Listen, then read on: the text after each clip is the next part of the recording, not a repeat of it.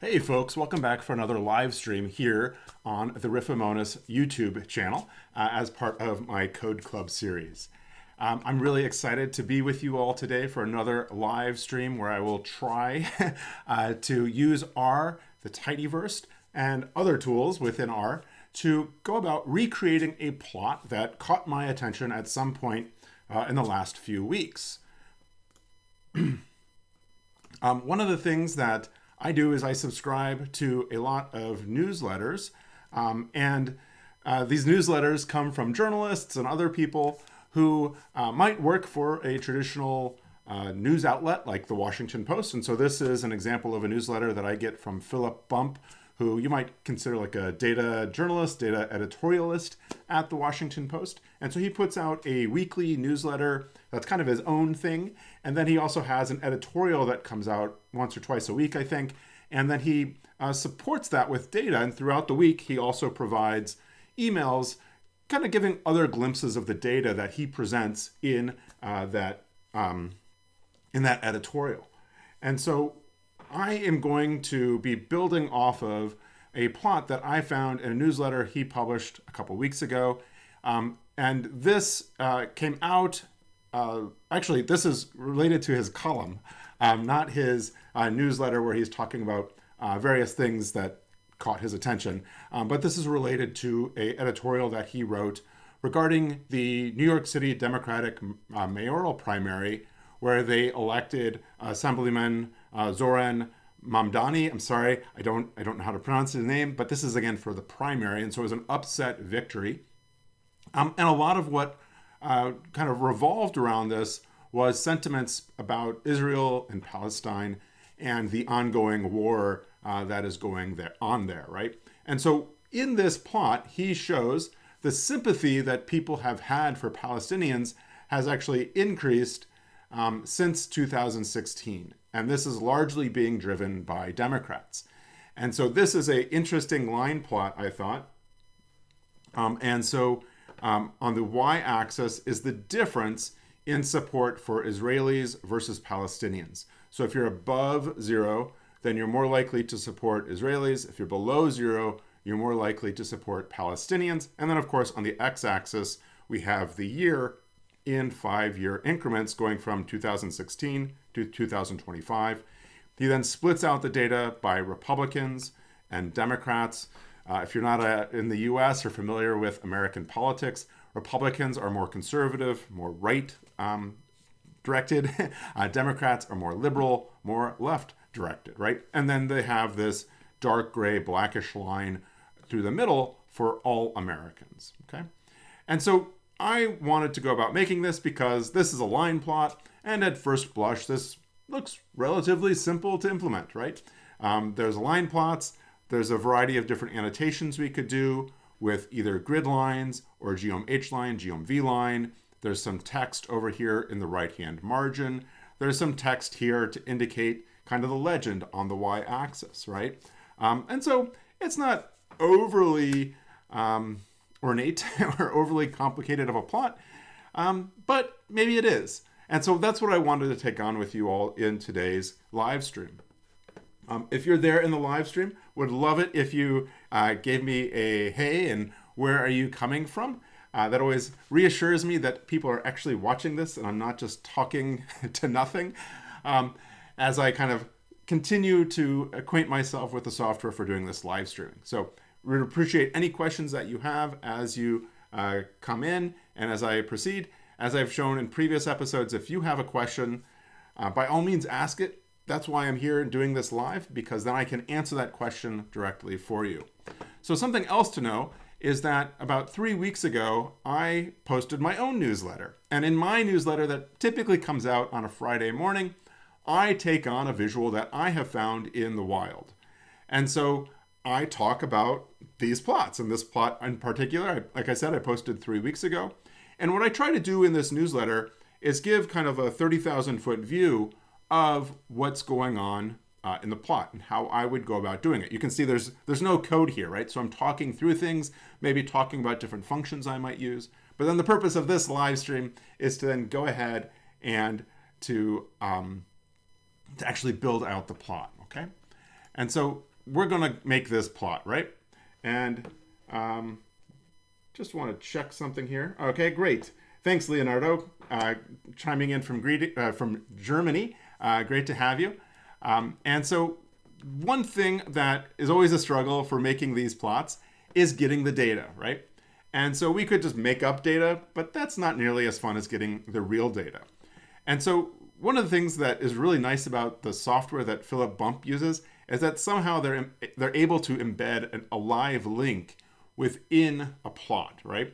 And so if I hover over this source Gallup March 2025, then you can see in the lower left corner that the URL shows up, right? And so this is a live link.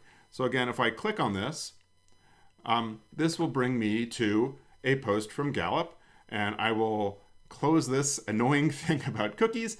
But this is an article that was published in March from Gallup describing that the headline is basically less than half in US now sympathetic towards Israelis, right?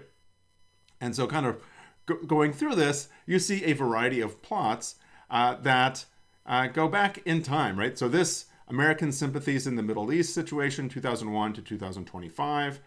And so this is Israelis, Palestinians, right? And so Israelis being green, Palestinians being this dark blue color, right? And so you can see for like 2025 that we have 33 and 46. And so then the difference would be plus 13, right? That 46 minus 33.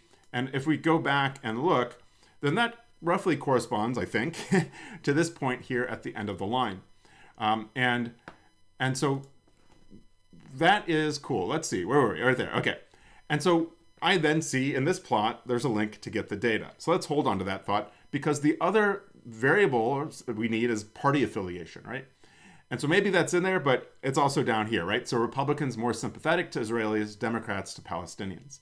And so now we see a very similar type of plot where it's broken out by Democrat as well as then by Republican, right? And so Republican in 2025 is 75 minus 10, 65, right? And so then that corresponds right up there to Republicans. And let's do the same thing for Democrat.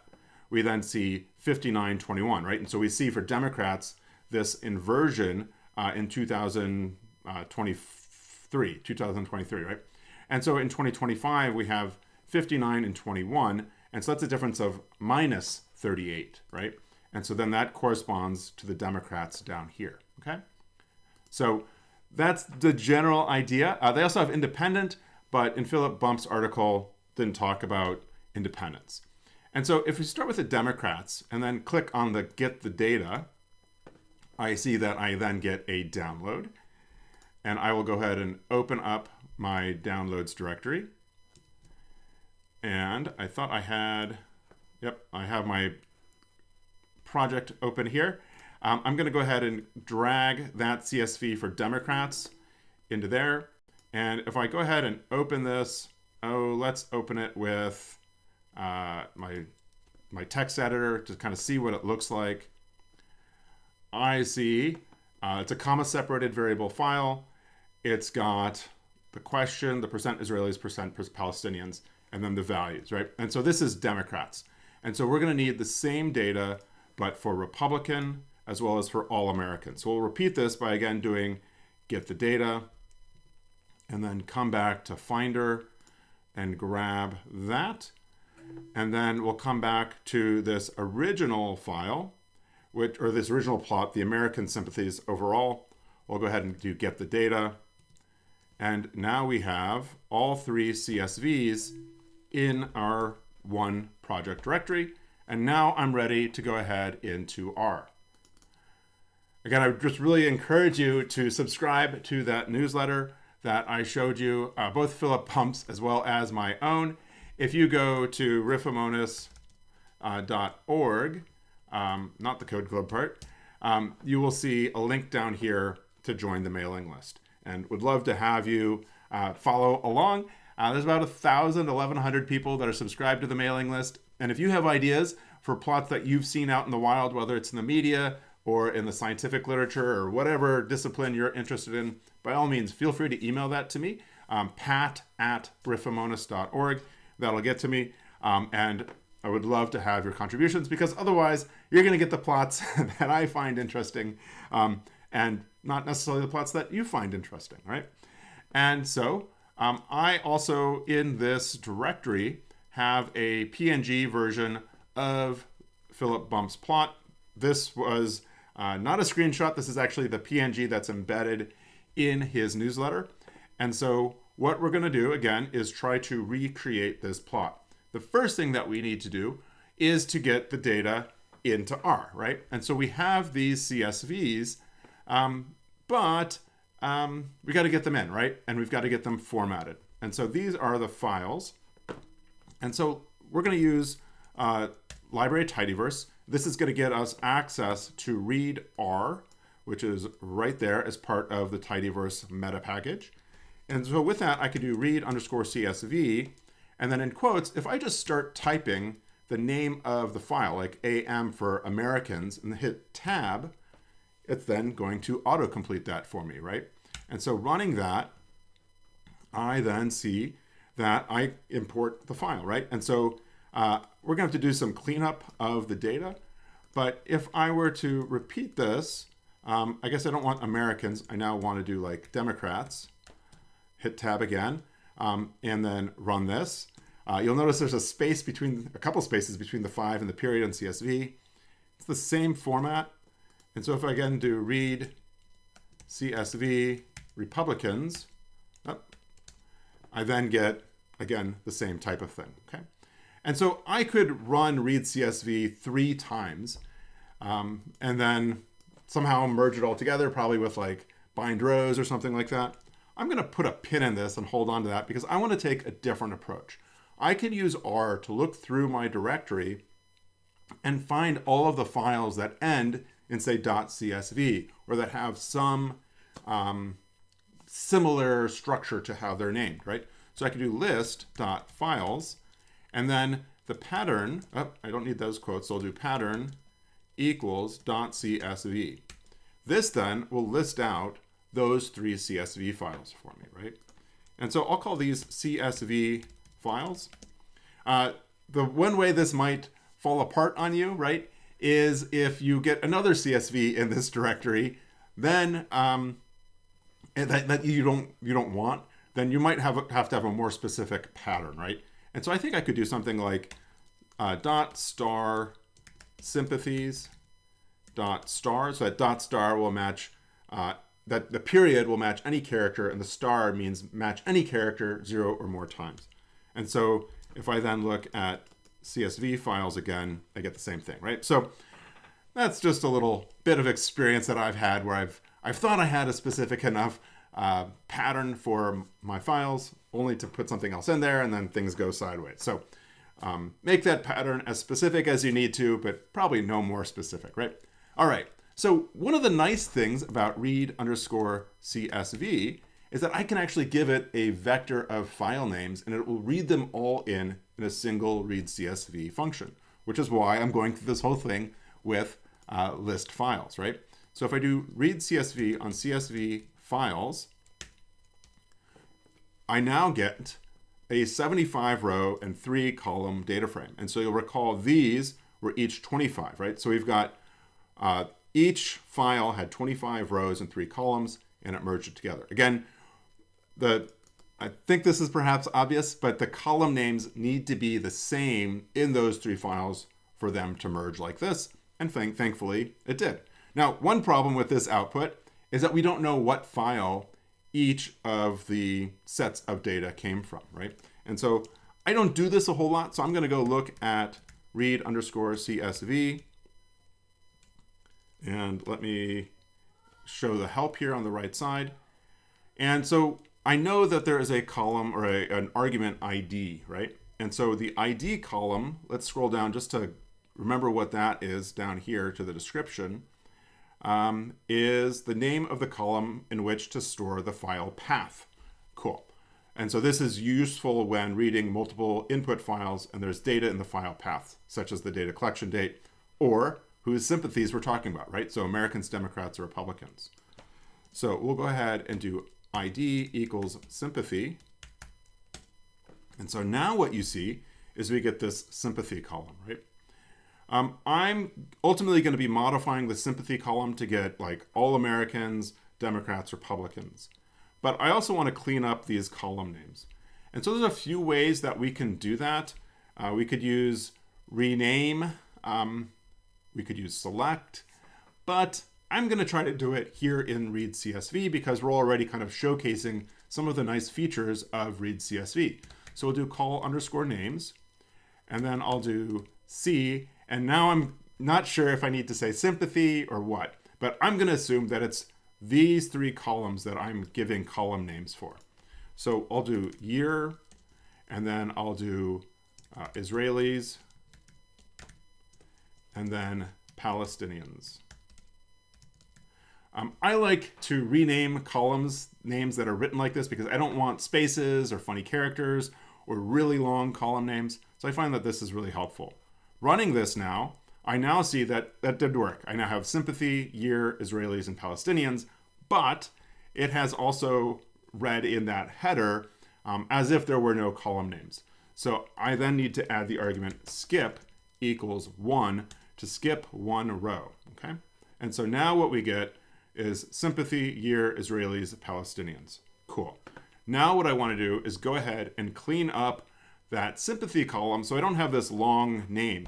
Because when I look back at my plot, we're going to have Republicans, all Americans, and Democrats. And I would like to be able to use these names, to have those names right in the sympathy column, right? So we'll do that with a mutate. So we'll do mutate sympathy, and we'll do str underscore replace. And then we'll do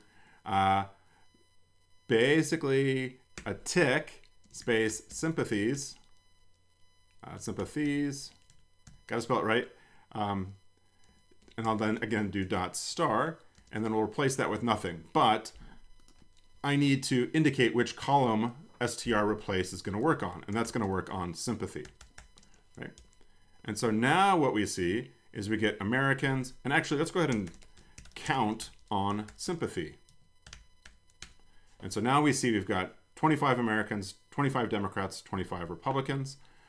I'm not done yet though, because I would like for that Americans to be all Americans, because ultimately we're gonna want to put that in here.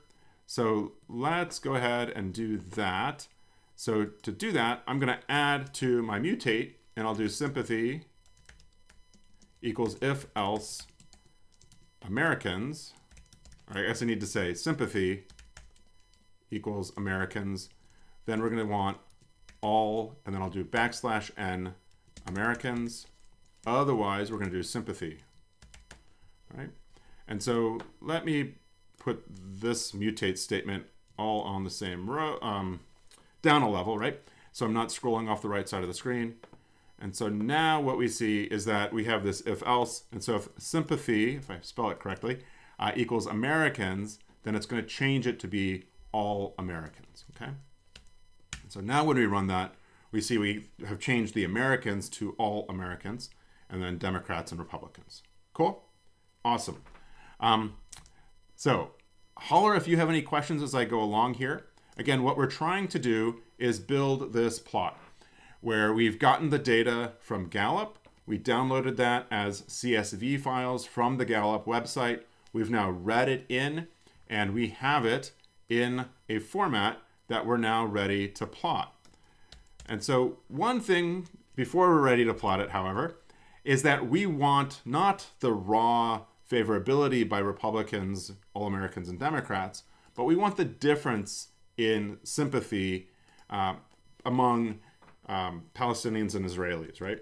And so then I'll say difference equals Israelis minus Palestinians, right? And I screwed something up. Difference equals Israelis minus some, let's see. I think I misspelled something. Let's see. Where's the error? Let's go back to the error message. In argument, difference equals Israelis minus Palestinians, caused by this. So it's saying that it's a non-numeric argument to a binary operator, which typically means that I might have one of those columns being a character. And so now I see, sure enough, Israelis and Palestinians are character type, not a double type. And so I'm kind of curious what that could be. So I'm going to go ahead and do print all. I'm sorry, I don't mean print all. I want to print everything by doing n equals inf. And I see now that there are percent signs that I wasn't seeing before. Oh, not all of the data has a percent sign, right? So the Americans' data doesn't have a percent sign, whereas the Democrats and the Republicans does have that percent sign. And so because there's that percent sign, it's then turning the column into a character type, right? So we're going to go ahead and then modify Israelis and Palestinians. So we'll do Israelis equals str replace on Israelis, and we'll replace that percent sign with nothing. And then we'll do the same thing, but for the Palestinians. So I'm going to copy and paste Palestinians in here. And so now when we run this, it's still not happy. Oh, and that's because I have replaced the character, but I haven't then made it numeric, right? And so I can pipe this into as.numeric, and then I can do that down here as well. So now the error goes away, and if I look up here, I see that those are no longer of a character type, but they're doubles. And we then, of course, get this difference column. Cool, right? If we wanted to, we could clean this up a little bit and do select, sympathy, year, and difference. Okay. And so again, this is our Tibble that we are now ready to plot, right? And so if we think about our three columns, sympathy, year, and difference, sympathy is going to be for Republicans, all Americans, and Democrats. And so we're going to map sympathy to color or color to sympathy, year on the x-axis, and difference on the y-axis. And then we can make that plot with a geom line. So we'll go ahead and pipe this to ggplot AES, x equals year, y equals difference, and then color equals sympathy. And then we'll do plus geom line. And let's go ahead and open up our Israelis Palestinian PNG file. And that is what we currently have, right? And so let me get rid of my face and put these side by side. And so you can see the shape of the lines is very similar, but we have a lot of work to go through to make ours look like theirs. It's not going to take a whole lot of work, but we need to get going on that, okay? And so I think the first thing I will do is to go ahead and remove this legend, because ultimately we're going to put the legend in the right-hand margin by linking the name of each, as I'm calling it, sympathy. It's really party. Maybe I'll change it to party in the margin there on the right. Okay. So let's go ahead and change that sympathy to party. And we'll do party, and I'll then replace that here. And then let me just double check sympathy. Yep, I've got one more here and right there. And I think that's it. Cool. All right. Now let's, because I changed that, let's go ahead and run everything and make sure it still looks correct. It does, and we have that party label. Okay. Now let's go ahead and remove the legend. There's a few ways we could do that. You could do that with the theme function, or you can do that in the particular geom. I could do show.legend equals false. And we now see we've gotten rid of the legend, and we have space off to the right. Cool, right? Now let's go ahead, and I think what would be the easiest next thing to do? Let's go ahead and maybe we could work on, let's clean up the background as well as our ticks, and then we'll go into working on our axes, okay? And so that's going to quickly move us into the theme function, okay? So I really love the theme function because it gives you that power to modify every part of your plot. So we'll go ahead and do axis.ticks equals element blank to get rid of the tick marks. Axis.title equals element blank. You'll notice in theirs, they don't even have year on the x-axis or the y-axis, right? So element blank will get rid of the ticks and the title. We'll also do panel.grid equals element blank. And you might be thinking, like, don't you want at least the horizontal grid lines? And I would say yes, but the 0 line is a darker color, right, than the other lines. And so I think I'm going to ultimately remove all of those horizontal grid lines and then draw in my own with geom H line.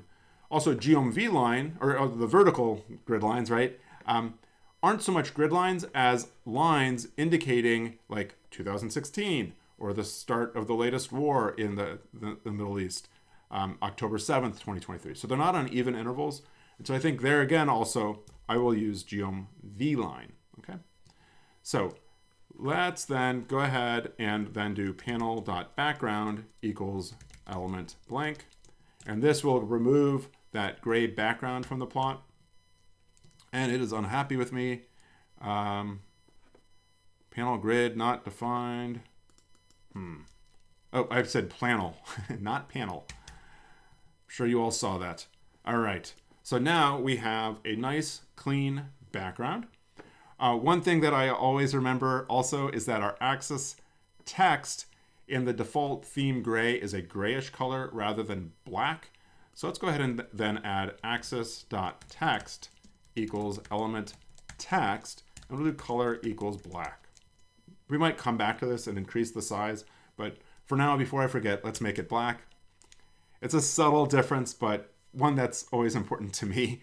While we're kind of messing with some of these plot elements with theme, let's go ahead and bring in the font. Hey, Saeed, welcome back. Thanks for joining us from Somalia. That's awesome. So here in up at the top, I'll do library, and I'll do show text. And show text then allows us to bring in fonts from Google Fonts as well as your system. But I like using Google Fonts because it's universally accessible from everyone. So we'll do font add, or is it add font? No, it's Google. Oh, I have to load show text. All right.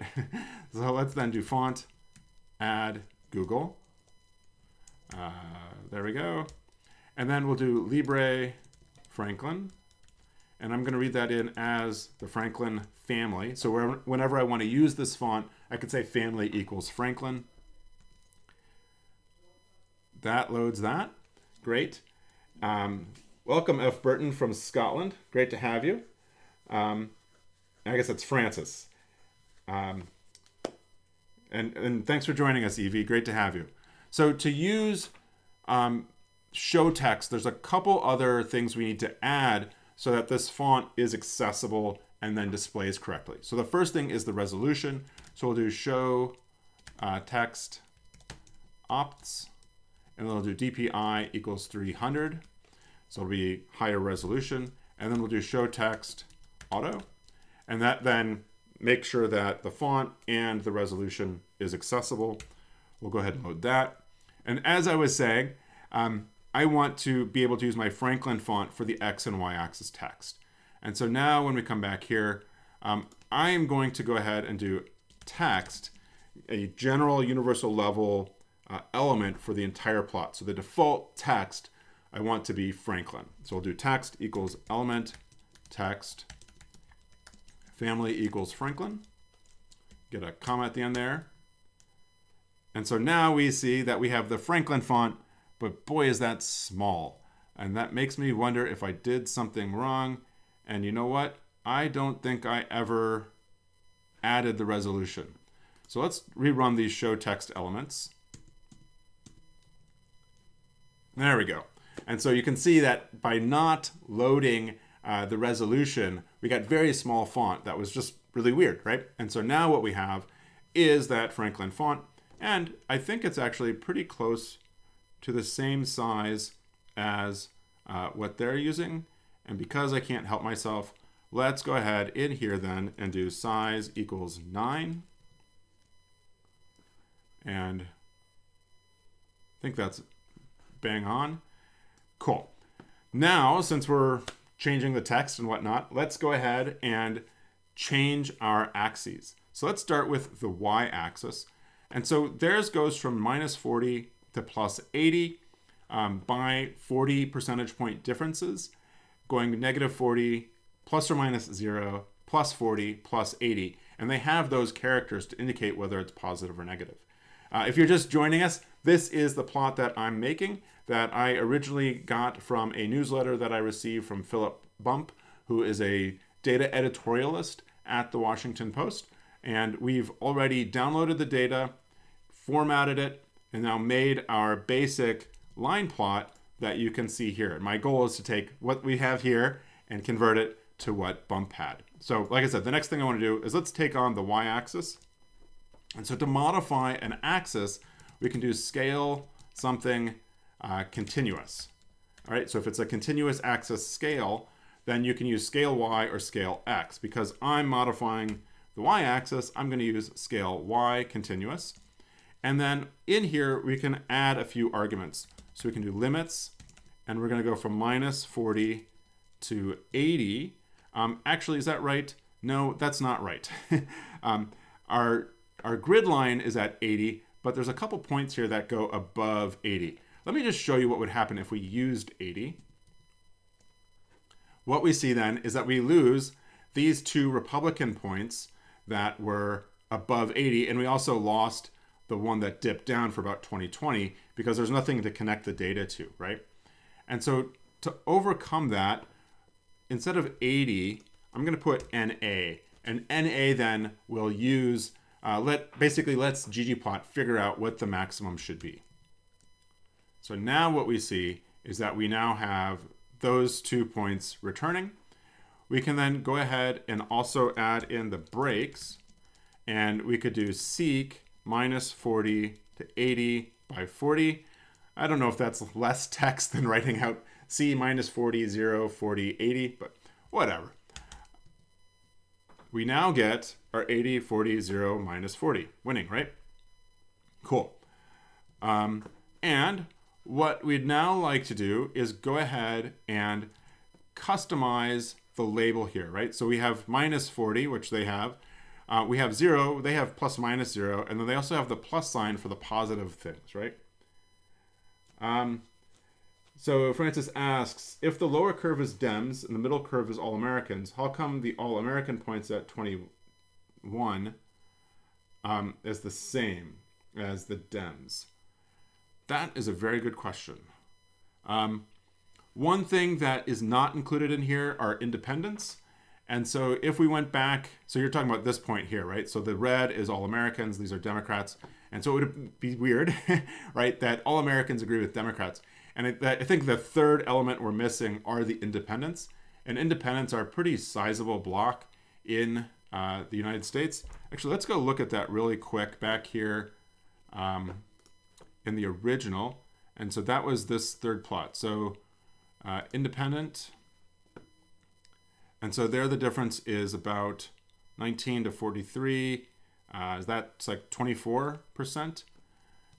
And so that would be down here, right? So actually the independents supported the Israelis less than the Democrats, right?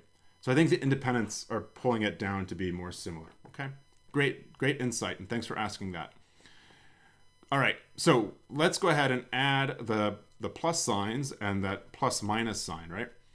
And let's see, here in scale y continuous, we can then go ahead and do labels, and we'll do C minus 40, 0, plus 40, and then plus 80, okay?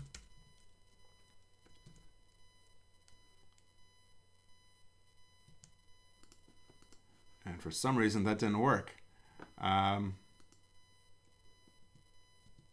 me try this again. No? Is it label? Ah, so that didn't work either. And I think I know what it is. And I think that's because these values are being seen as numeric.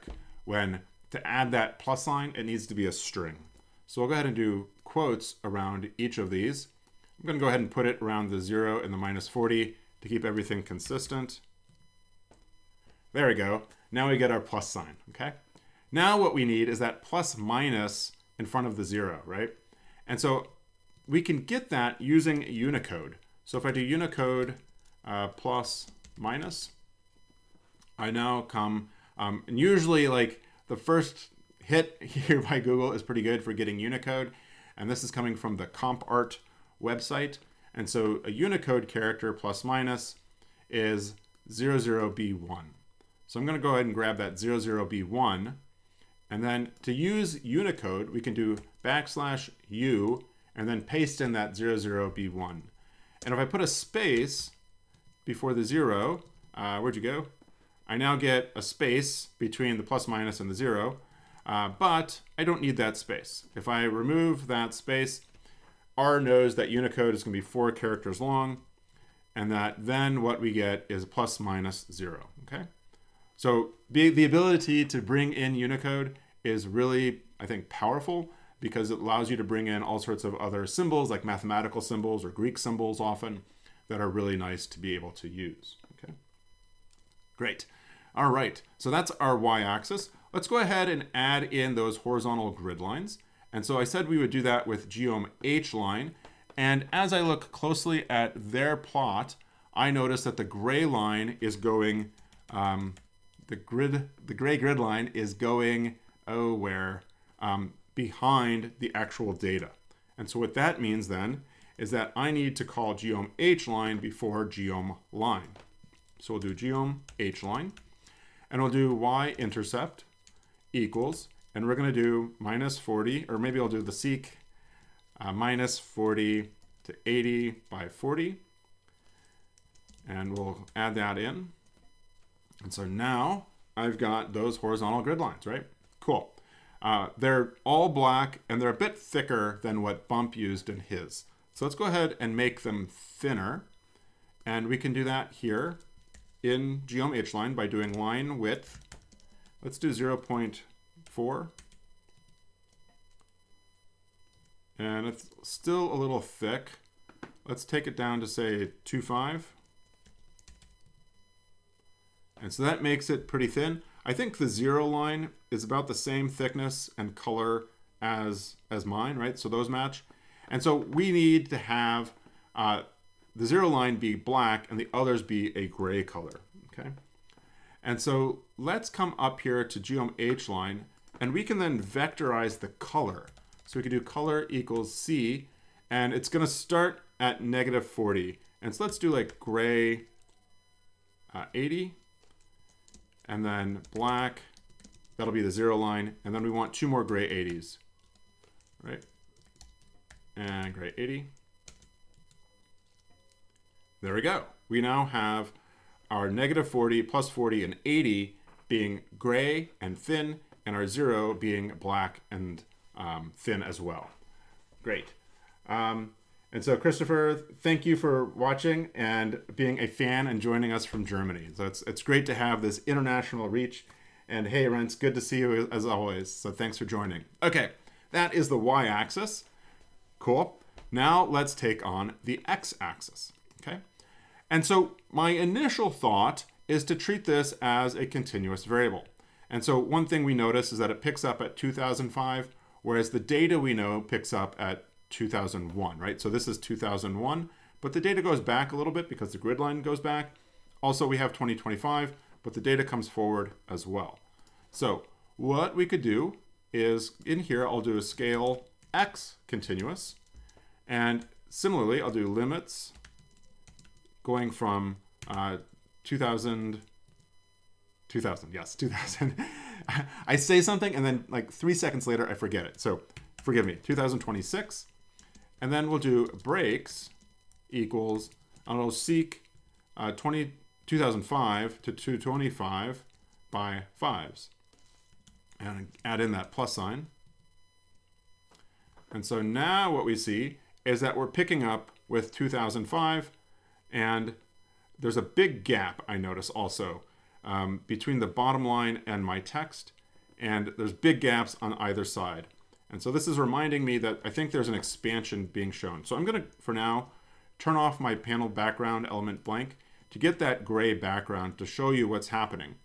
And so you'll see that there's quite a bit of space between that -40 and the x-axis, as well as up at the top. And that's because the plotting system in ggplot adds an expansion around the border of the plot.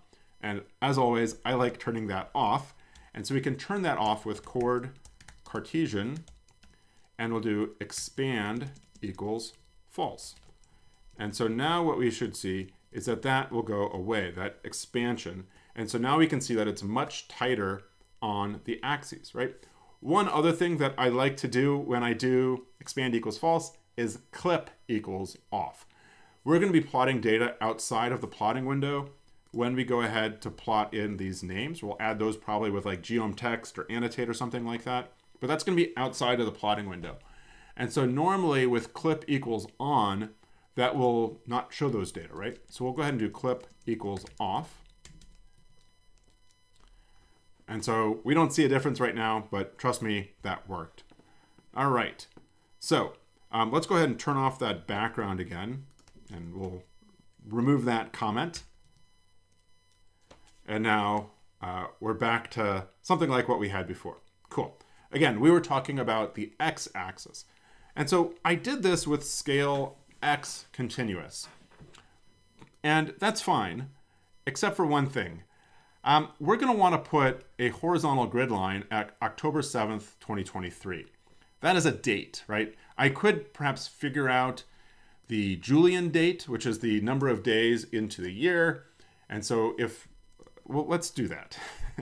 Let's try that. So if we have, so Y day, and then we do 2023, 10/07, that's the 280th day of the year. I could then divide that by 365 to get 0.767, and then I could add that to 2023, and that would be like the x-axis position, right? That works, and it will work well with scale x continuous. But if I had multiple dates that I wanted to annotate across the x-axis, that'd be pretty painful. So instead of scale x continuous, we could do scale x date.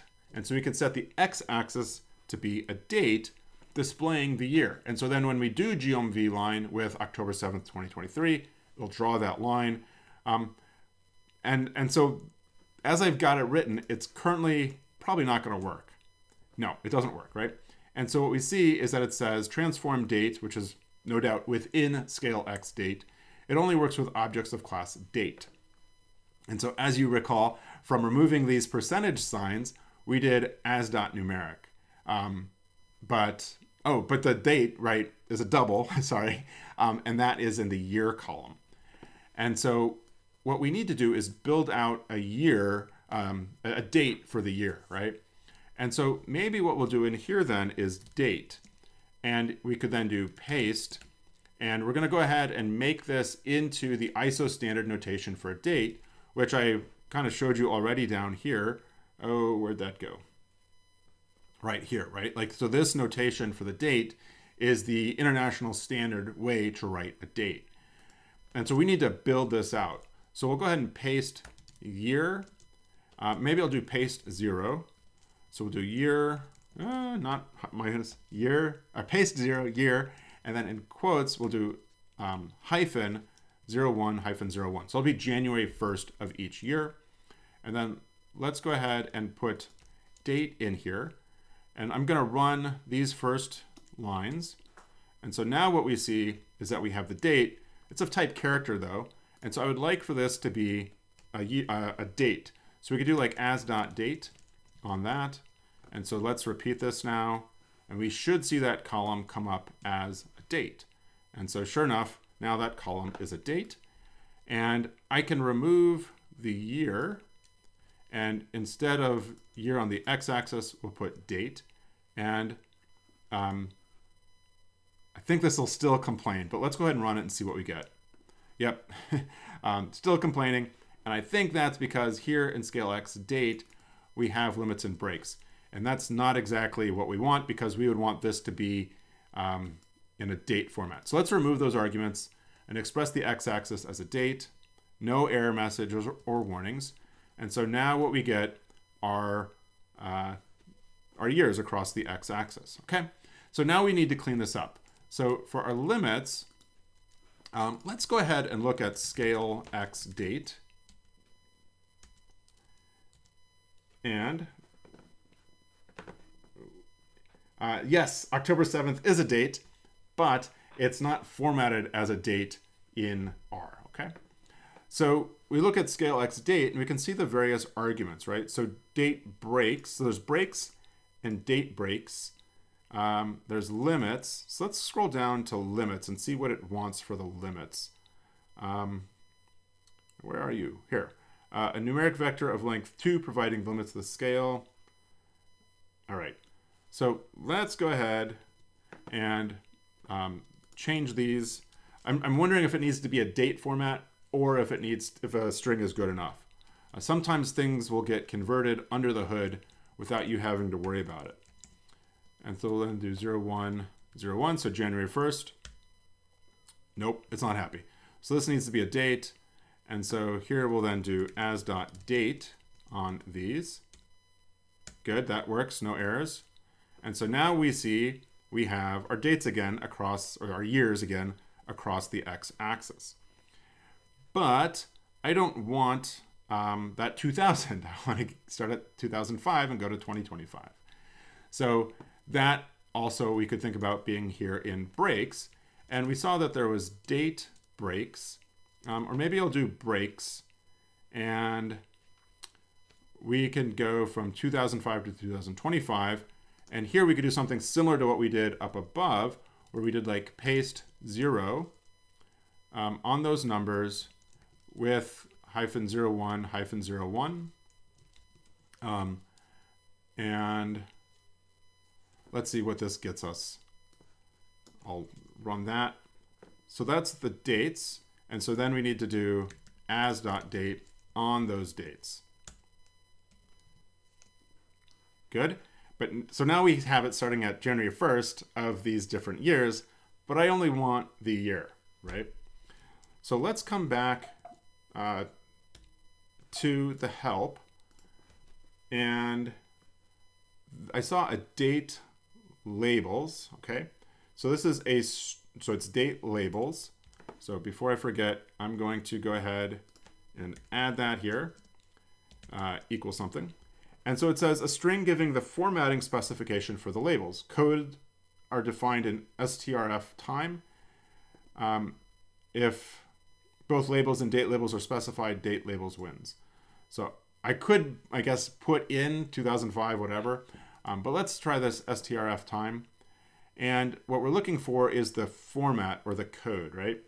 And so I think what we want is a %Y to indicate the year, right? And so as you kind of see all these different % character notations, you'll see what they represent in the paragraph to the right. So the %Y is the year with the century. So it's a 4-digit year. If I did lowercase y, it'd be without the century. So in here then I can do %Y. And so now what we see is that we now have the dates, the years, right? Instead of the full date. Cool, huh? Now what we have is our x-axis and our y-axis formatted the same way. Because I added the grid lines, the horizontal grid lines already, let's go ahead and add the vertical grid lines. And so now we'll kind of see the value of having it as a date. So we have 2016 and October 7th of 23. Again, we're going to do that with geom vline. And I'm always curious what goes on top of what. And here we can see that the gray grid line goes on top of everything else, okay? And we'll go ahead then and run geom vline after geom line to get it to be on top, right? So geom vline, and we'll do h-intercept equals, and then we'll do 2016-0101, and then 2023 1007. And I'm always wondering if it's going to make me change it to a date format. Yes, it is. Oh, but I said h-intercept. I think I definitely meant x-intercept. Yeah, but it complained. So I need to make this a date. So we'll do as.date on that. Good, the errors went away. And now we have our vertical grid lines, right? One thing I'm noticing though is that because our y-axis goes above 80, my vertical grid lines go above 82, whereas his end at 80. So instead of geom v-line, what we're going to want to do is geom segment instead. So geom v-line will go, and geom h-line will go to the boundaries, either horizontally or vertically, of the plotting window. But if I do geom segment, I can indicate a start and end position. And so let's go ahead and put this on a new line. So we'll do y. So the y start and y end position. Nope, that's the x. The x will be that and that. And then y start position will be minus 40. And then y end will be 80. Oh, and I misspelled segment. I'm sure somebody said that out there. All right. And it's still unhappy. Aesthetics must be either length 1 or the same as the data. And so I think what I'll do instead of geom segment maybe is annotate. And then we'll do geom equals segment. And let's clean this up a bit. There we go. Now what we see is that line doesn't go above 80, right? But of course it's still thick, it's still black. And so let's go ahead then and shrink that down. My line width up here with geom h line was 0.25. Let's do the same thing down here. And then we'll do gray, or color equals gray 80. And there we go. And I think that does a pretty good job of replicating those grid lines that they had, right? Great. Let's go ahead, and because we're just talking about these grid lines already, I'll hold off on putting it. Whatever. I've talked myself into it. Let's go ahead and put these text labels on. And so we can do the same type of thing that we did with annotate, but here now we'll do annotate geom equals text. Okay. And for our x, I'm going to grab these same dates. And then our y, this is between 0 and negative 40. So I'm going to say it's at like negative 25. And then we need a label, right? So the first label is 2016. And the second is going to be oct. Do they have a period? Yep. 7/2023. And so that gets us our dates, right? But we want it to be right justified on that and perhaps even moved over a bit. And we also want the Franklin font. So let's do this. Let's do family equals Franklin. And then we'll do hjust equals 1 to make it right justified. Hey, Ikshunya, thanks for joining us. You asked about the raw data for the visualization. Just as a reminder for everybody, I'm recreating this plot from Philip Bump in the Washington Post.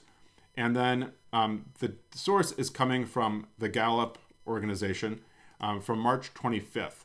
And let's come back. The data is coming from this article, and I will go ahead and paste this into the chat. And as you kind of look at the different plots, you will see that there's a link down here for getting the data. So if you click on that, that'll download you a CSV. And then the other visual we're looking at is this sympathies for Democrats and for Republicans. And again, with both of those, there's also a link here to get the data, okay? So, and before I forget, I will be posting all of my code to a link to a blog post, and that'll be down below in the description of this video once everything is all said and done, okay? So thank you for joining us. It's great to have so many people from all around the world on this Wednesday. I say Wednesday morning for me, but it sounds like from where you all are chiming in from, it's later in the day for you. So hopefully you've had a good day. All right. So we're still formatting these dates, right? And so we've got the Franklin font. It's a bit big on mine, and I think theirs is about the same size or probably just a smidge smaller than what they have on the axis. So on the axis, I have 9. Maybe I'll take that down to say like 8.5. And so I'll do size equals 8.5. And to use a point font, I can do size.unit equals pt. And so that, I think, gives us a more appropriately sized text. Maybe it could be 8.5. It is 8.5. Okay, I'm going to leave it with that. All right, but I'm like right on the line. And so I did 1 as my H justification. But if I do like 1.5, then that's going to bump it off of the line, right? So I don't want 1.5. Maybe I'll do 1.1. And so then that gives us a little bit of breathing room between the grid line and the text. And maybe I'll go up to, say, 1.2. And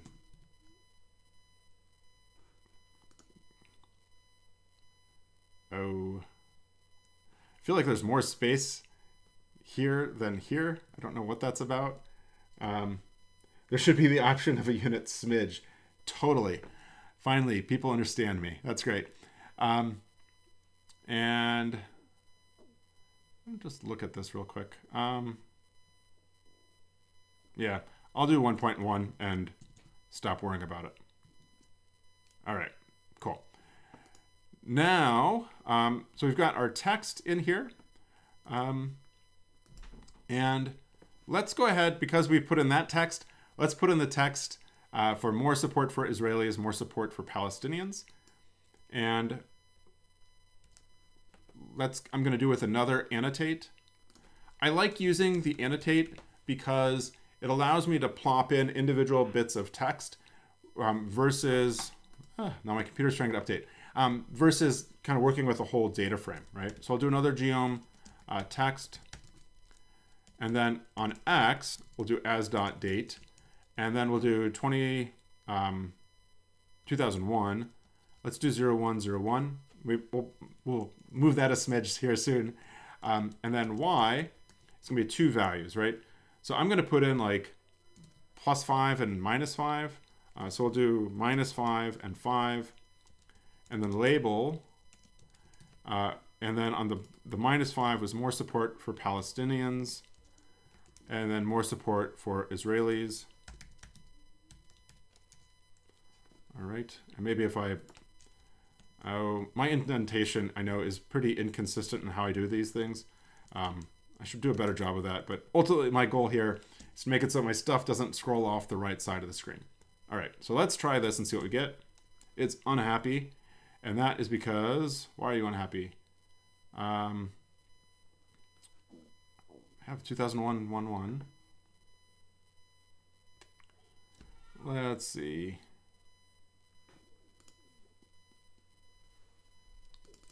So let me comment this out for a second and rerun it. Okay, that works without an issue. And then I have as date. Okay, is it outside of my limits? No.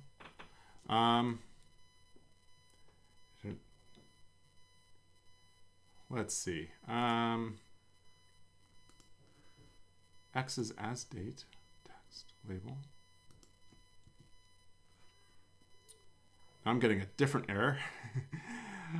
Ignoring unknown aesthetics, X min. Oh, and I think that's because I gave it 1 date and 2 Ys. So let's try that. Yep. I have too many parentheses here. All right. Good. No, it's still unhappy. Why are you unhappy? X, Y.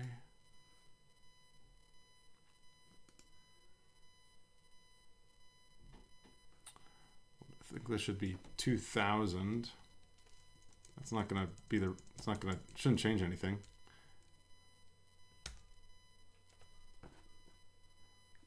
Okay. Let's see. It's complaining that I don't have, let's see. It's complaining that this is not a date. Let's check that out. So that's coming out as that. And then if I pipe this to str, it's a date. Let me try a different function. So ymd will also do it, but it's unhappy. All right. Does anyone see what I'm doing wrong? So Leonardo says, have you ever thought about using air as an automated formatter? I've never heard of air. There are other tools that people often ask about, which is like Janitor. And so Janitor is good. I've never used Janitor really. It's helpful for like cleaning up column names and things like that. I ultimately just prefer to use the dplyr and readr tools to kind of do those modifications myself. I find that when I have to learn a different package like Janitor, then I have to learn all that syntax, and it's easier for me at least to keep track of like how to rename things using like select, rename, call names, things like that. So if it works for you, awesome. Otherwise, you know, you do you. And I really don't see what I'm doing wrong here. So let's, oh, I see the problem. I think it's the problem. So this is the problem with errors in R, right? So it's saying, ignoring unknown aesthetic, xmin, but like, I don't have an xmin. And it's complaining with objects of class date only. But this all looks right. These are dates, right? And I think the problem is down here with my label, that I have basically naked text, and I need to put that into a vector. So now let's see if that works. Yeah, that works. It had nothing to do with a date. It had to do with me not having parentheses around my labels here for support for Israelis, support for Palestinians. That is a pet peeve of ours, that the error messages aren't always super helpful. And so that worked great. But again, I'm center justified. I would rather it be left justified. And so let's go ahead in here and do h just equals 0 to get it to be left justified now. So that's left justified, but it's right at the left-hand limit, right? And I want it to be to the right a bit, a smidge. So let's go ahead and put this up to like March 1st. All right, oh, no, that's not where I wanted to modify. Up here at annotate, right? So let's make this like March 1st. And so that's moved over. Let's take that up to say July 1st. All right. The actual date doesn't matter. I'm just kind of going for a look that I like, and I think that's pretty good. Let's go ahead and change the font to Franklin, and we'll do that with family equals Franklin, and then the size is the same as the other annotation. So I'll also go ahead and grab all this, right? So yeah, we have family equals Franklin, size equals 8.5, size unit equals PT, and good, maybe it should be a little bit bigger. But I'm going to have to take a slightly different strategy because in these labels, Israelis and Palestinians are bolded, whereas in mine, it's a regular font. So to do that, I'm going to have to use my second favorite package, which is ggtext. So we'll do library ggtext. And so then, instead of annotate with text, unfortunately, we're going to have to change this to geom rich text. Because if I do annotate geom rich text. That actually worked. Okay. Ah, cool. I didn't know that. I did it to show you an error. It complained about my size.unit. And so let's go ahead then and remove that size.unit. And so instead of using points, we now have to use kind of the plotting symbol size. So let's take this down to 1 and we can adjust. Okay, that's too small. Let's take it up to, say 3. I think that's pretty good. Now, the reason we brought in rich text was because we want to use Markdown. And so with Markdown, I can make something bold by putting 2 stars around it, like so. All right, let's go ahead and put this on a separate line. And so now we see Israelis and Palestinians are bolded. It has this border that I don't want. And so that is set by the label.color. I thought, here, let's go ahead and look at geom rich text. And we're going to look for something having to do with the label. And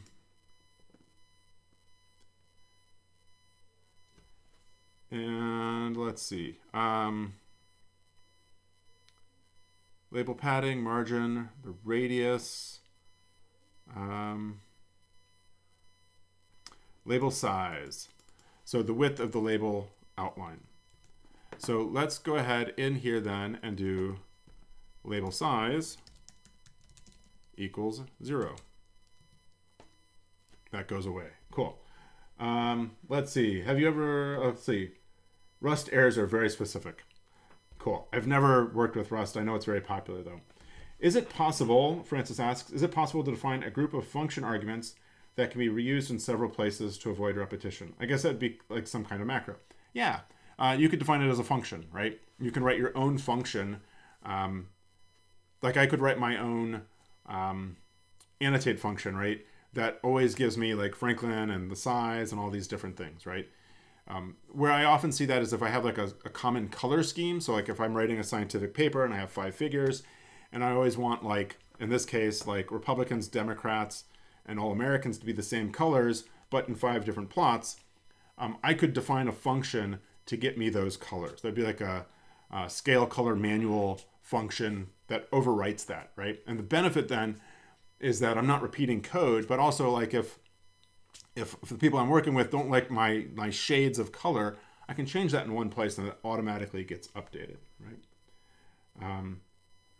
Yeah, so there's a tool called Styler that will help you to style your code. So cool. All right, so let's get these lines that I've added a little bit closer to the 0 line. And I think I currently have them at -5 and 5. Let's take that to 2 and 2. All right, let's take it up to 3 and 3. And I think that's pretty good. I think I said the size was a little small. Let's go ahead and maybe take the 3.25. And I think that's pretty good. We'll leave it there, and in the end, when I go ahead and futz with everything, we'll move things around. Okay, let's go ahead and change the colors of our lines. There's a typo in Israelis.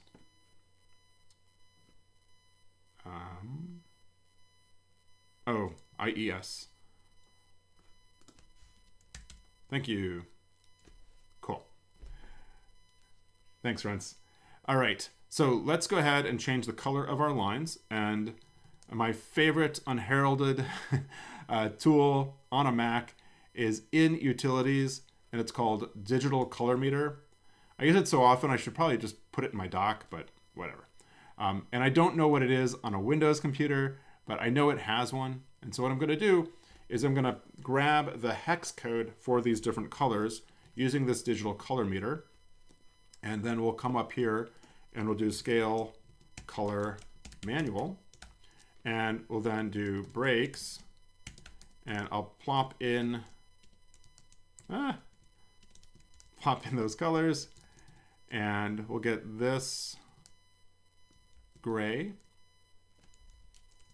And then Man, my fingers are getting fat. And then the blue is this here. Plop that in. And I forgot to add a plus sign here.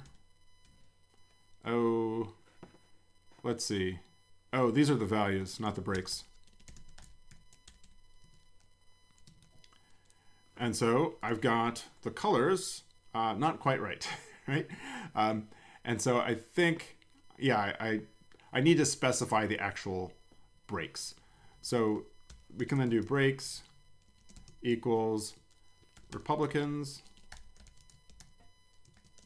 and then all \n Americans,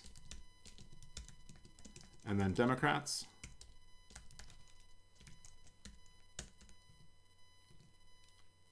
And I must have misspelled something. Okay, so Ren says in Windows, there's a tool called Share X. Cool.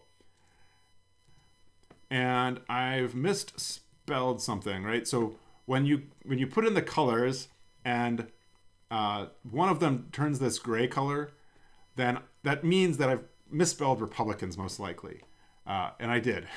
Republicans. So Republicans. Now we get that nice red color. Yep. And so now what we want to do is go ahead and make those lines thicker.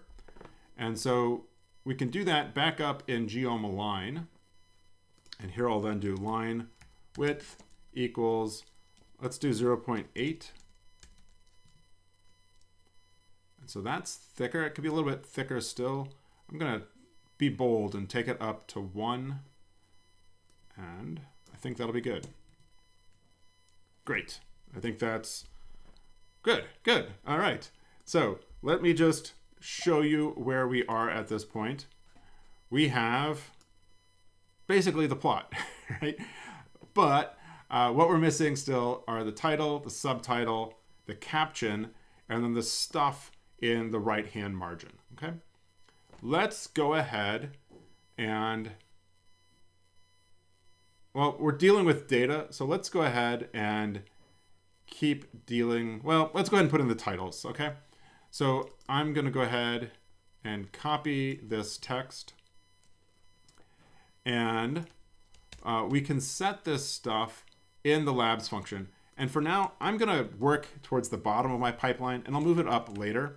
So do labs title equals all this stuff, right? So this sympathy stuff is like that. And then our subtitle is this. And then our caption is this. Okay. So copying and pasting that in. And I've got, they've got quotes, right, around the question. And so when I copy in the quotes, it then thinks it's the end of the string because it has matching quotes. If one thing I could do would be to use a single quote to start and end the quote. But my convention, my style, is to use double quotes. And so if I want to use if I want to use a set of nested double quotes, I can use a backslash before that quote and then a backslash before this quote, right? And I'm gonna, well, let's see what this gets us.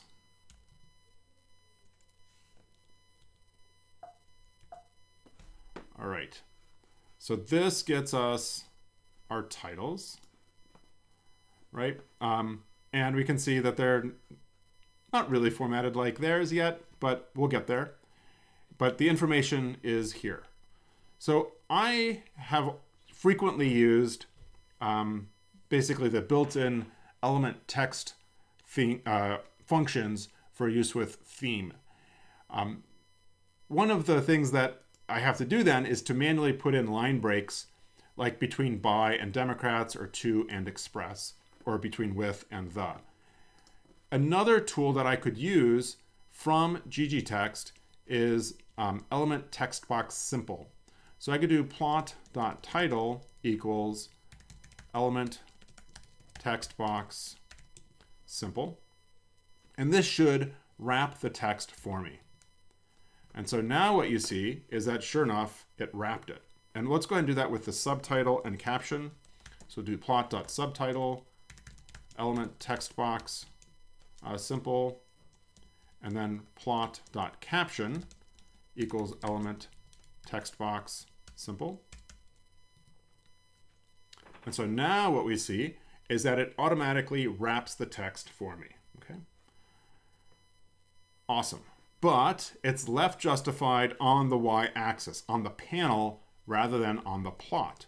So to get it to be on the plot, we could do plot.title.position equals plot.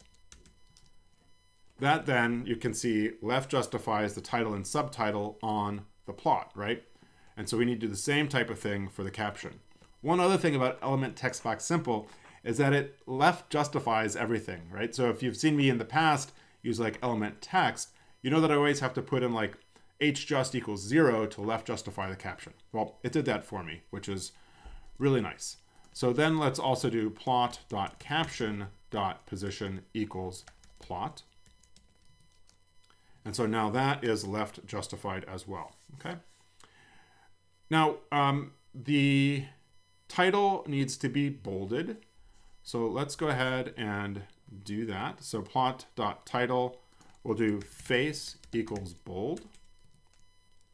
And so then that gets that to be bolded. I'm going to stack these like this so I can kind of compare and contrast. There's no left-hand margin. So let's go ahead and do plot.margin equals margin. And at the top, there's a little bit of margin. So let's do like t equals 3, r equals 3. I'm going to change that, of course. On the bottom, then, there's no margin, I'll say. So I'll do b equals 0, and then l equals 0. So the way to remember this is treble, TRBL, top right, bottom left. And let's see, here we go. So now we can see that we're matching that margin pretty well. And I'm noticing, as I often see, that our Franklin font isn't the exact same as their Franklin font, that my line is shorter than theirs, but I feel like my text is bigger than theirs. So I'm going to leave it as is. Oh, maybe I can make it, maybe it's not bigger. I don't know.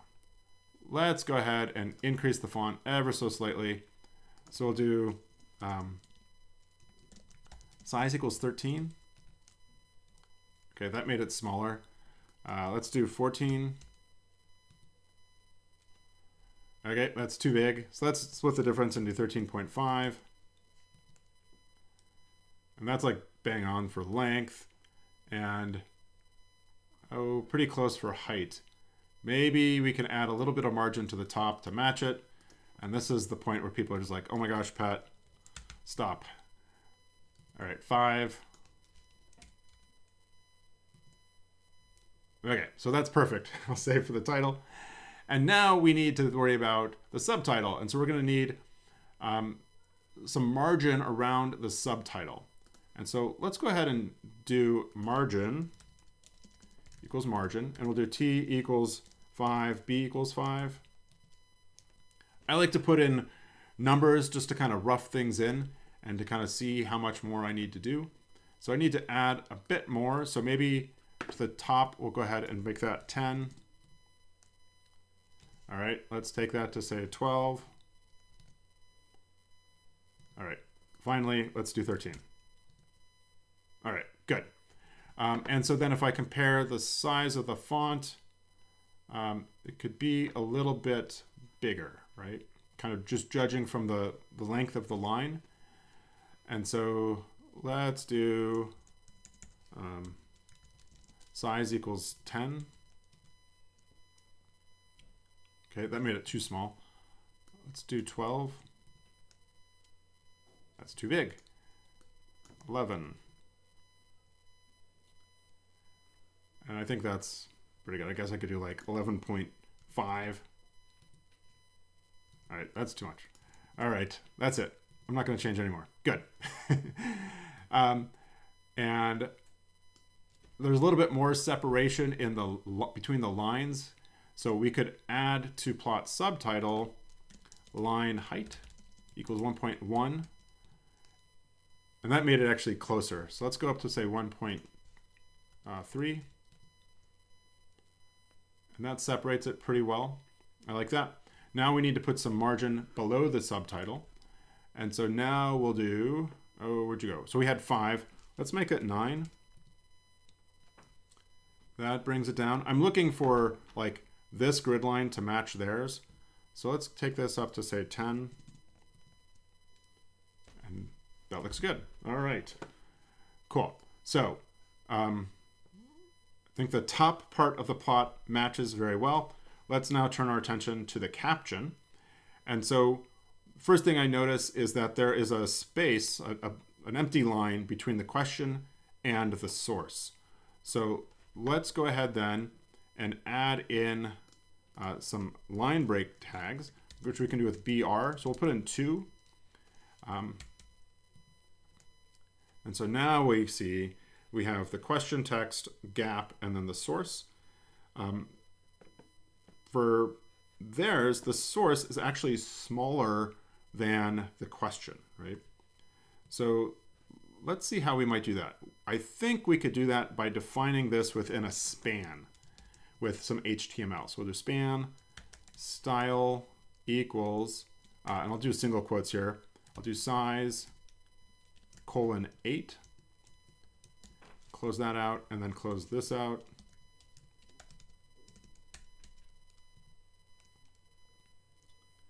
I don't know if that did anything. So I did 8. Maybe it's supposed to be font size.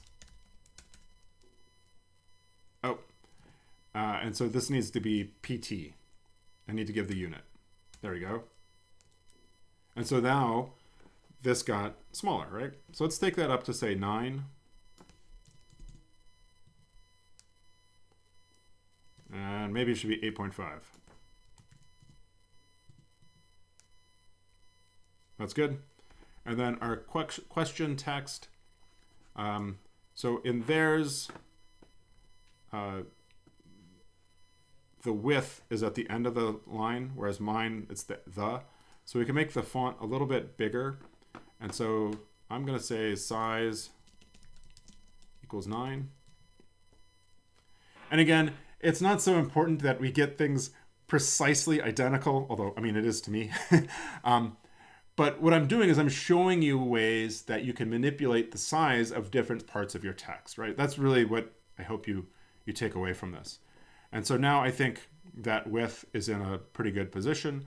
We need to add some margin to the top of the caption, right? And so if we come back to plot caption, we can then do margin equals margin, T equals 10. That goes up a bit. We can go up a bit more. Let's try 12. And let's finally do 13. And I think that matches pretty well. And then we see all of the grid lines, horizontal at least, match what was in the original. Okay. Awesome. Now what we need to do is to worry about the right-hand margin by putting in these labels and then these dashed line segments, right? So the first thing I'm going to do is add a right-hand margin to the plot to move things over. So again, we have this margin statement where I have 3. So let's take that up to 30. And so that moves things over. And one thing that we'll also notice probably is that the margin on our text also changes, right? So this is mine on the bottom, theirs on the top, but you'll see that now the end is parties rather than the 2, right? So we'll deal with that in a bit, but just notice that. So we need to add more space to the right side. So let's take this up to say 40. And we can go more. Let's go up to 50. And I think that is pretty bang on. Oh, maybe it's just short of 50. I'll do 48. And I'll leave that there. Okay, cool. So good, those line up. Now what we want to do is, well, let's fix our titles, right? Because like I said, we're now wrapping our titles, our text, to that right-hand margin. And so the margin I put in was 48. So for our plot caption, I could come in here then and do r equals minus 48, which basically says go 48 units beyond the right side. And so now what you'll see is that we're back to, well, not exactly what I want. Maybe it shouldn't be 48. Maybe it should be like 45 so that the goes to the next line. So let's make this a 45. Good. And then we want to do the same type of thing up here with the subtitle and the title. And we'll then do margin equals margin, r equals minus 48. And then up here with the margin, we'll do r equals minus 48 and put this on a new line. Okay. And so now, now things move around. So I think, to put the top margin on the title to be 0. All right. Sometimes element text box simple does weird things. So let's go ahead then and do t equals 0. All right. Maybe you need to increase that a bit. Say 10. All right. That gets us a little bit back to what we want. Let's make that maybe 5. Okay. And somehow we lost the top margin on the subtitle. And perhaps that's because we lost the bottom on the title. So on the title, if I do b equals 0, no, that didn't do it. All right, I'll remove that. And then for my subtitle, make the top, let's say 20. That brings that down. We could go maybe up to say 25. And I'll back that off a bit to say 23. Okay, cool. Again, I like being able to show you all how you can manipulate things, and trying to recreate their plots is an effective way to do that. If you're requiring that you match their layout, then you can't do shortcuts, right? You've got to kind of learn how to modify all these different elements. One thing I'm also noticing is that I've got a small hyphen here and a longer hyphen. I guess that's probably an M dash. So we could put the M dash in with title by putting 2 hyphens. And that gets us the longer hyphen. But cool. All right. So now what we want to do is go ahead and use the Republicans, All-Americans, and Democrats in the right-hand margin. And so, yeah, so you could also use Unicode to get the exact type of dash you want, right? And one thing, I'm not going to do this, but like their minus sign on the minus 40 is a bit longer than mine. And so perhaps you could use the Unicode. I don't know if that's an M dash or what. Actually, what happens if we do minus 40?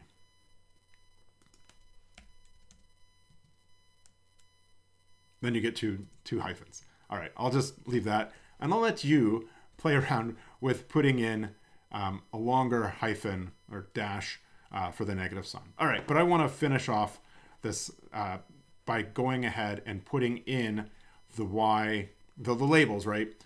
And so what I notice is that we have these 3 labels that start at the right end of the plot. And so one thing I'm also seeing is that the x-axis limit ends at the right edge of the 5 in 2025. So let's play with that a bit. And so that's going to be set in our scale x date, right?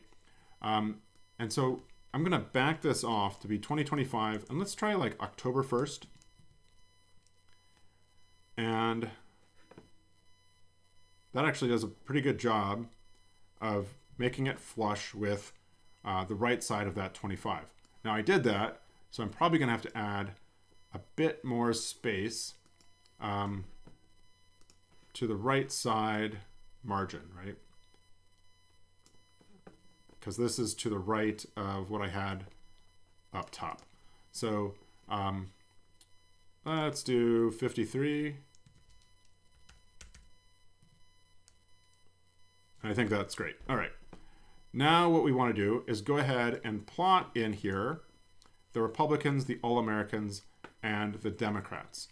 And to do that, I'm going to make a, hey, Lionel, thanks for joining us. I'm going to go ahead and make a separate data frame that indicates where these three go on the axis. Actually, maybe I don't need to make a separate data frame. I think what I'll do is add a geom text. And so I'll do this up here. We'll do geom text. And for any of these geoms, we can give it the mapping and the data. So I'm going to do data equals filter, and it's going to get the data coming in. So I'll do year equals 2025. And yeah, let's try that and see what happens. I need to add in here like AES and label equals, what I called it party, right? All right. I didn't like that. Oh, right. I removed, so it's saying error in year 2025. The comparison is only atomic and list types. So I think, where'd you go? Geom text, filter. If I put year back in my select, nope, that didn't work either. All right.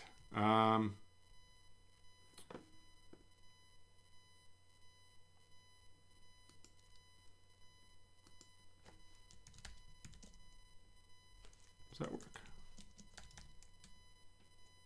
Nope. All right. I'm gonna stop trying to be cute. I'm gonna comment this out, and I'm gonna break apart my pipeline, and then I'll put here like Gallup data as that, and then Gallup data will be this. Okay, and so if I run this and then this, I should get what we had originally. All right, and so now if I take Gallup data, if I do like a filter on Gallup data where year equals 2025, it's going to complain because I don't have a year. But if I put year in here, then I get that, right?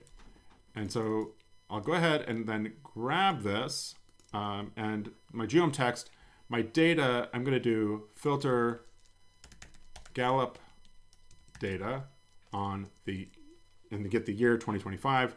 The AES label is going to be party. Okay, so that worked. And now what we see is that it is plotting the label centered at the X and Y positions of the date as well as the Y-axis position. It's also putting in a legend. So let's get the quick win and remove the legend. And let's see. I'm going to put this AES on a separate line, and we'll do show.legend equals false. And so then that pulls that back. Let's also go ahead and do a write justify on our geom text. And so we'll do hjust equals 0. And I'm also going to do vjust equals 1 to make it vertically justified. All right. And so what we see is that we're now putting the label, the top left corner of the label, at that X and Y position. So I want to move it up a smidge. And so we'll come in here and we'll do geom text, AES label equals party, and we'll do Y equals difference plus, let's try 2. And so that moves that up. Maybe instead of 2, I'll do 1.5. That's good. And then I want to move the X over a few months, right? And so or actually, I know what the X should be. The X should be the right-hand limit, right? So it should be October 1st.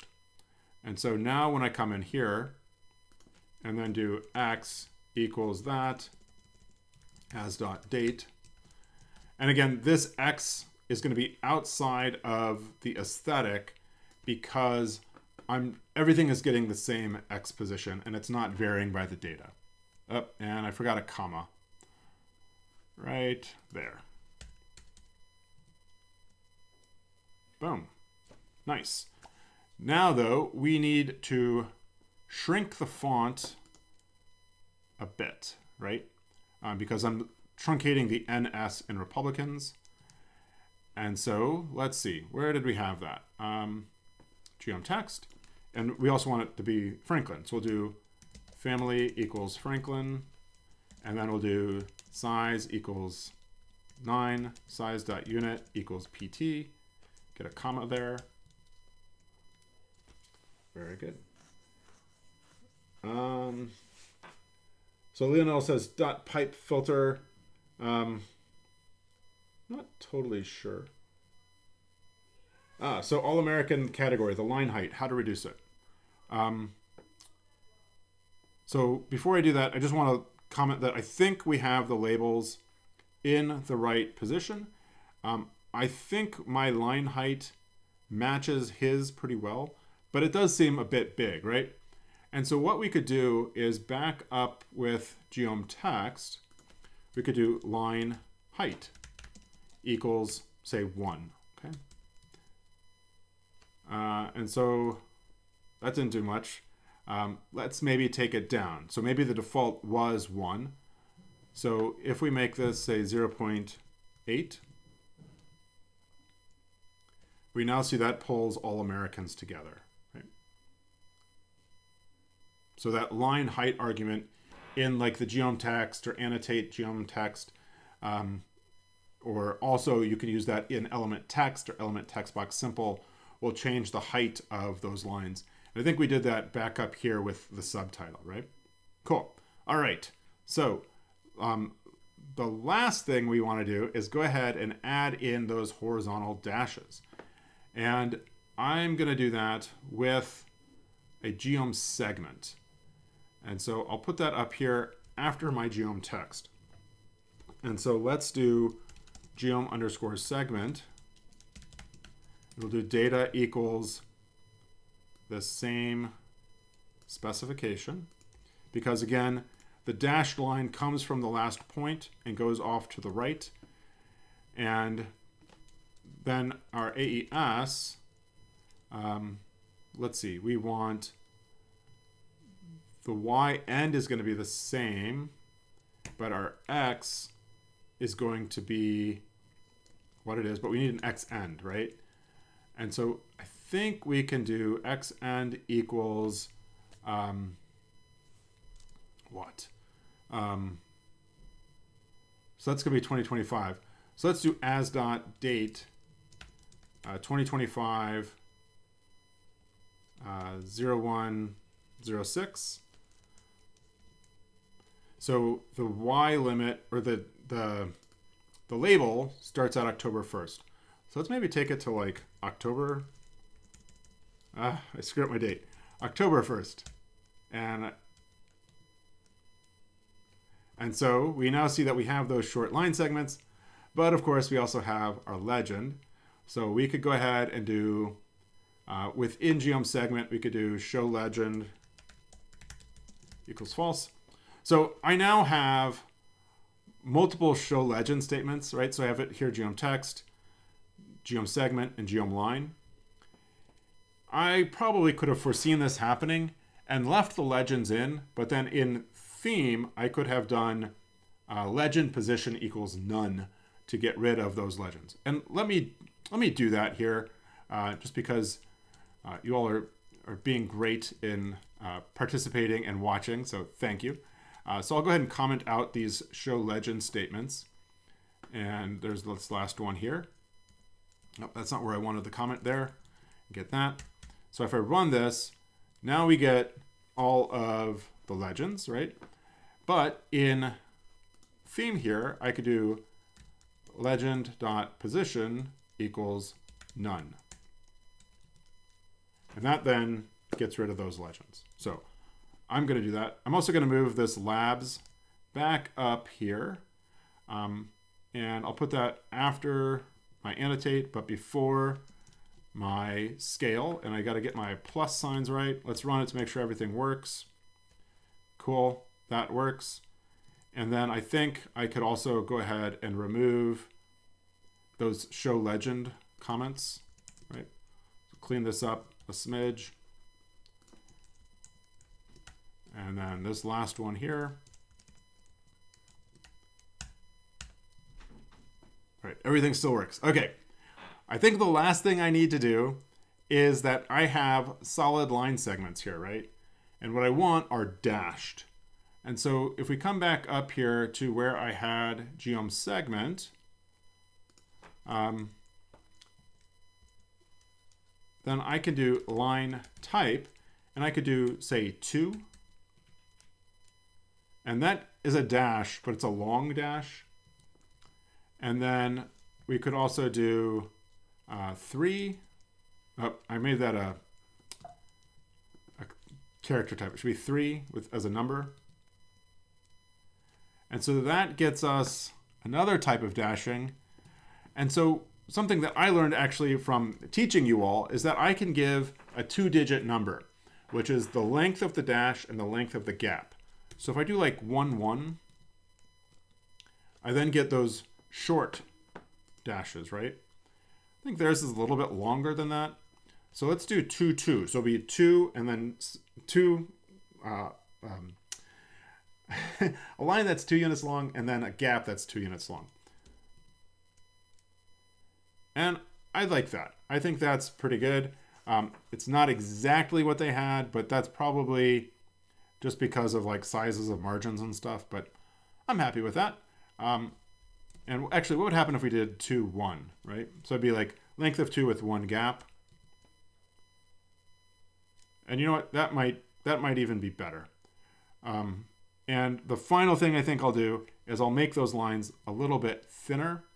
And we can do that back up here with geom segment, where we'll do line width equals 0.4. And I think that's good. All right. Well, what do you think? Are there any other questions?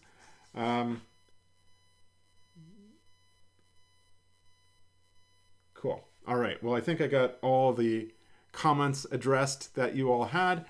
And I think this, on the whole, looks pretty good and a pretty good job of recreating their plot. Noticing as I look at this that the text here on 0 is maybe a little too close to the axis. But again, to change that, I could come back up to that annotate that I had. Oh, where were you? Right here. And maybe I'll make that -4 and 4. Oh. So you'll notice that sometimes I get this black rectangle at the bottom. That's because I pivot between ggsave and my plotting window too quickly. So there we go. Awesome. Well, again, yes, Francis says, wow, that was a lot. And yeah, this is a pretty simple looking plot. And again, we got this simple plot pretty quickly, I thought, with ggplot and using tools from dplyr and readr. But to give it this extra level of sophistication, to make it look like something you might get out of the Washington Post or wherever, it takes a bit more styling. Would I have done all of the same choices in styling? Probably not. I spent a lot of time futzing as I do with margins and whatnot. But on the whole, I thought this turned out pretty well and did a great job of highlighting what is possible with ggplot and trying to recreate other people's plots. And here the two are side by side. And I hope you enjoyed this, and I hope you really enjoy and get a lot out of these videos.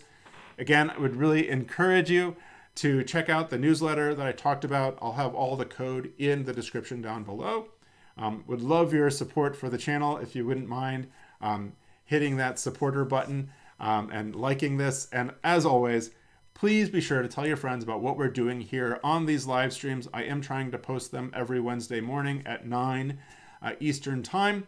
And yeah, send me your ideas for other plots you'd like to see me create, and we'll try to work that into the upcoming schedule. All right, well, keep practicing, and I'll see you next